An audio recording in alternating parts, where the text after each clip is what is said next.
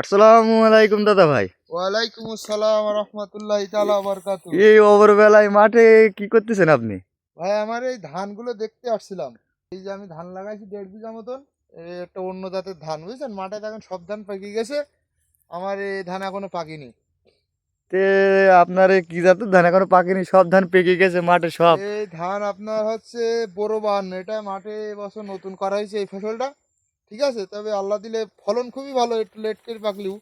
তবে এই ধানটা এবছর নতুন, এই মাঠে দেখেন আপনারা সব ধান পেকে গেছে, কিন্তু এই ধান এখনো পাকেনি। এটা আমরা এবছর নতুন করে লাগাইছি, এই কারণে দেখা যাক এর ফলন কিরাম, তবে আশা করা যায় খুবই ভালো ফলন হবে এই ধানে। এই বিঘে প্রতি কিরাম আসতে পারে দাদা ভাই এটা? এই আপনার বিঘেই 25 থেকে 26 মন এটা আশা করা যায়। তবে খুব ভালোই ফলন, এই যে পাশে যে প্রতীক ধান, এর থেকে আশা করা যায় খুবই ভালো ফলন হবে। সবাই এই ধান চাষ করবেন, অধিক হারে লাভবান হবেন। ভিডিওটা ভালো লাগলে লাইক কমেন্ট শেয়ার করতে ভুলবেন না। আসসালামু আলাইকুম।